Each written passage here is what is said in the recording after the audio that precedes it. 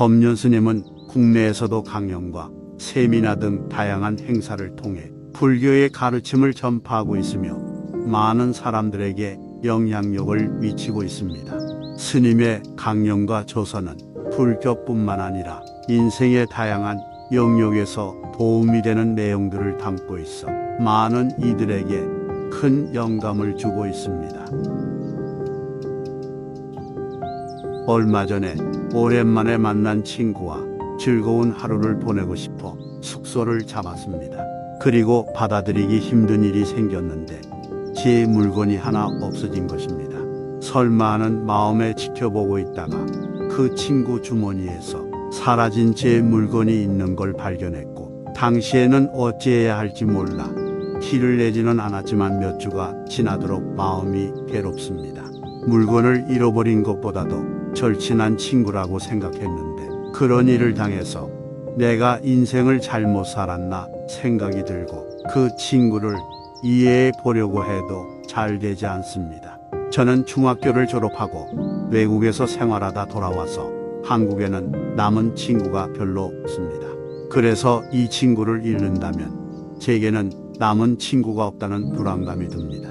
점점 나이가 들다 보면 진지하고 깊은 관계의 친구를 사귈 기회도 흔치 않을 것이라 친구와 예전처럼 잘 지내고 싶은데 상처를 받은 상황에 어떤 마음가짐을 가져야 하는지 궁금합니다. 그러자 법륜 스님께서 이렇게 말씀하셨습니다. 그 정도 불미스러운 일이 있다고, 그 정도 실수를 저질렀다고 의심하고 실망하고 상처받는다면 앞으로 그 사람과는 친구하지 않는 게 좋겠습니다.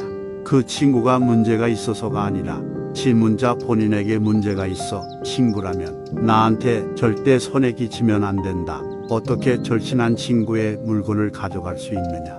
이렇게 생각하면서 지극히 이기적인 관점으로 서로의 이해관계를 따지는 장사 속으로 사귀고 있는 것이기 때문입니다. 내가 정말로 그의 친구라면 그 정도 잘못은 기꺼이 감싸줄 마음이 있어야 하고 상대를 이해하고 생각하는 마음도 있어야 친구가 될 자격이 있는 겁니다. 성경에도 이를 빗대는 말이 있어 겉옷을 달라 하면 속옷까지 벗어주라 했습니다. 만약에 정말 친구 관계였다면 그 친구가 어떤 물건을 훔쳐갔을 때 친구가 이 물건을 필요로 하는구나 하면서 오히려 다음날 더 좋은 걸로 5개 정도 포장해서 선물로 줬어야 합니다. 그러나 질문만 들어봐도 내 물건이 없어져서 기분이 나쁘다. 나는 외국에서 와서 친구가 너밖에 없는데 너라도 없어지면 아쉽다. 이렇게 오로지 자기 생각뿐입니다. 장사꾼이 이쪽에서 거래를 하다가 조금 손해가 나서 접어야 할 것 같은데 다른 거래처가 마땅치 않으니 이쪽이라도 붙들고 있어야겠다. 이런 마음을 갖고 있는 것과 같습니다. 그러니 애초에 친구 관계도 아니었고 친구라고 착각을 한 것뿐이라 친구 관계를 그만둘까 말까 고민할 필요도 없습니다. 그 친구를 나무랄 필요도 없고 스스로 반성해야 할 문제입니다. 다만 이해관계로 접근했다면 반성할 게 없고 그 사람이 오히려 신뢰를 깨뜨렸기 때문에 나한테 손해나는 관계라면 끊어도 괜찮습니다. 원래 모든 인간은 이기적으로 사람을 만나기 때문에 장사꾼과 같다 해서 나쁘다는 것이 아닙니다. 단지 이해관계가 친구관계는 아니라는 관점이 필요하고 이해관계를 친구관계로 착각했다는 반성을 해야 합니다. 스님께서 다른 법문에서 말씀하시길 나와 잘 맞지 않는 사람들을 멀리하고 관계를 정리해도 되냐는 질문에 그런 태도는 나한테 손해라는 것을 깨닫지 못하고 있는 것이다 하셨습니다. 그렇다면 도덕적이지 못하고 이중인격과 같은 태도인 사람 같이 있으면 나에게 상처를 주고 그 사람이 잘못되기를 바라는 마음이 커지는 그런 관계를 정리하는 것도 손해인 것인지 궁금합니다. 혹은 제 마음의 상처는 뒤로하고 비도덕적이고 박쥐 같은 사람들과도 맞춰 사는 것이 이득인지도 궁금합니다. 그러자 법륜 스님께서 이렇게 말씀하셨습니다. 누군가 부처님에게 서울로 가려면 어디로 가야 합니까?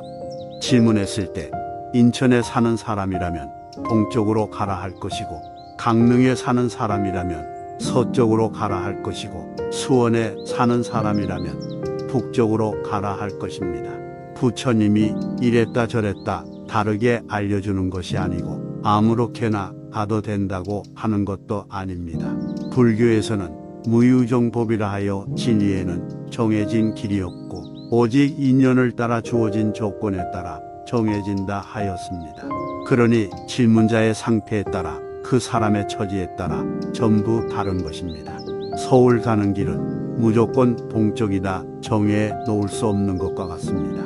다른 질문자가 질문했을 땐 실은 사람과 관계를 정리하고 나니 인간관계가 고립되는 것 같다고 해서 이렇게 대답해 주었습니다. 좋아하는 사람만 만나면 10명 중에 1명밖에 못 만나는데 좋고 싫음을 따지지 않으면 10명을 모두 만날 수 있다. 그래서 어떤 게 나한테 이익이 되는지 대화를 통해 설명해 준 것이고, 질문자가 그걸 듣고 나서 자기 성질대로 살면서 손해를 감수할 것인지 성질을 좀 내려놓고 이익을 볼 것인지 스스로 선택하면 되는 것입니다. 우리가 세상을 살면서 나한테 이익이 되는 사람은 소수밖에 없습니다. 그런 사람을 만나더라도 상대방 입장에서는 나를 만나는 게 이익이 아닐 수도 있습니다. 그러니 내가 만나고 싶은 사람만 만나게 되면 그 사람이 나를 떠날 확률도 높아서 점점 고립된다, 이렇게도 볼 수 있습니다. 그래서 인간관계가 풍부해지려면 혹은 내가 좋아하거나 나한테 이익이 되는 사람을 많이 만날 수 있으려면 먼저 남에게 이익을 줄 수 있어야 하는 것입니다. 법륜 스님도 증문즉서를 무료로 하는데 아무도 스님에게 무엇 하나 해준 적 없으면서도 스님 법문을 듣고 공짜로 덕을 보니까 사람들이 좋아해 줍니다. 그래서 먼 미래까지 봤을 때는 사람들에게 이익을 주는 게 나한테도 이익이 되는 것입니다. 그러니 질문자도 박쥐 같은 인간은 만나기 싫다 하면 안 만나면 됩니다. 안 만나도 아무 문제 없고 만나라고 정한 법도 없습니다. 단지 안 만나기로 결정했으면서 그것이 또 새로운 고민이 된다면 욕심을 부리고 있다는 것을 이해하기만 하면 됩니다.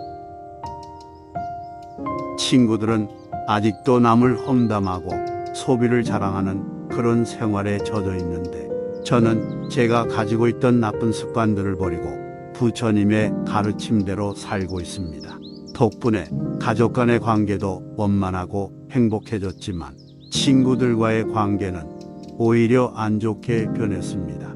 저의 이런 모습을 보고 친구들은 원망하고 있고, 저의 변화한 삶과 친구들과 보냈던 삶이 상충되니 괴롭습니다. 그래서 그들을 만나고 오면 피곤하고 병이 나기까지 합니다. 오래전부터 사귀어온 친구들이고 부처님 법을 만나기 전 힘들었을 때도 제 곁에 있어줬던 친구들이라 마음이 더 안 좋습니다. 중도를 지키고 싶은데 능력이 안 되고 절교를 하자니 미안함이 느껴지는데 어떻게 하는 게 좋을까요? 그러자 법륜 스님께서 이렇게 말씀하셨습니다. 도둑 소굴에서 몇백 명의 도둑과 함께 도둑질을 하면서 살고 있었다고 생각해 보세요. 부처님 법문을 듣고 나서 도둑질하는 것이 나한테 불이익이 된다는 것을 알게 돼 그만두고 나면 같이 도둑질하던 사람들은 비난할 것입니다. 또 학교 다닐 때 깡패 밑에 들어가 폭력을 행사하며 애들을 두드려 패다가 이것이 나쁜 짓이다 깨우쳐서 그만뒀다 하면 같이 어울리던 깡패들 또한 배신자라 하고 의리 없다 할 것입니다. 그렇다고 해서 내가 다시 도둑질하거나 다시 깡패 짓을 해야 할 필요는 없습니다. 마찬가지로 친구들이 귀걸이 얼마 줬니? 옷이 명품이네? 이런 얘기를 해도 나는 부처님 법을 공부했으니 그런 무익한 잡담에 시간 낭비하지 않겠다 해서 그만두고 나면 친구들이 비난을 할 수도 있습니다. 그렇다 해도 잡담과 험담은 안 하는 것이 좋은 것입니다. 이처럼 중도는 중간이라는 뜻이 아닙니다. 도둑 소굴에서 나왔는데 중도를 지킨다면서 가끔 도둑질하는 게 중도가 아니고 깡패짓 그만뒀는데, 가끔 주먹질한다고 중도가 아니고 험담을 그만뒀는데, 가끔 험담하는 게 중도가 아닙니다. 중도란 그저 내가 치우치지 않고 바른 길을 가는 것입니다. 또 내가 바른 길을 가면 내 자신한테 좋으니 그냥 그 길을 가면 되지, 가지 않는 사람들을 비난할 필요는 없습니다.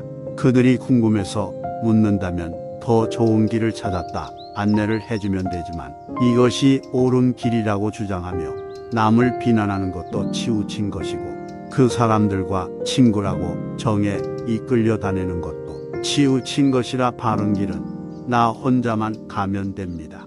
예를 들면 육식을 하던 사람이 육식은 올바른 길이 아니구나 생각이 들면 그제서야 딱 끊고 채식을 하면 되는 거지, 육식하는 사람을 비난할 것까지는 없는 것입니다. 그러다 사람들이 궁금해서 왜 고기를 안 먹고 채식을 하고 있냐 물어보면 건강에도 좋고 지구 환경에도 좋아서 안 먹는다 이렇게만 얘기해 주면 되는 것입니다. 그러다가 사람들이 그 말을 듣고 나도 한번 해볼까 생각하게 되면 그것이 곧 중도인 것입니다. 우리가 결국 바른 길을 간다는 것은 나이 들어서 누가 더 행복하게 사느냐 이것에 대해 경쟁하는 것과 같습니다. 술 마시고 남을 험담하고 소비를 자랑하는 이런 사람들은 그 순간에는 재미있다고 생각할지 몰라도 시간이 지나면 부부 갈등이 생기든 자식 문제가 생기든 나쁜 일이 나타나기 마련이라 그들과 비교했을 때 나의 삶은 점점 좋아질 것입니다. 그때 그들이 그 비결이 궁금해서 물어보면 부처님 법을 배워서 좋다 이렇게만 얘기해 주면 됩니다. 그러니 친구들에게 미안해할 필요도 없고 내가 잘했다고 자랑할 것도 없이 나는 이 길을 간다는 자세를 갖기만 하면 됩니다. 그러다 친구들이 만나고 싶다면 가끔 가다 커피 한 잔이라도 사주면서 그들이 잡담을 시작하더라도 나는 끼어들지 않고 들으면서 빙긋이 웃고만 있으면 됩니다.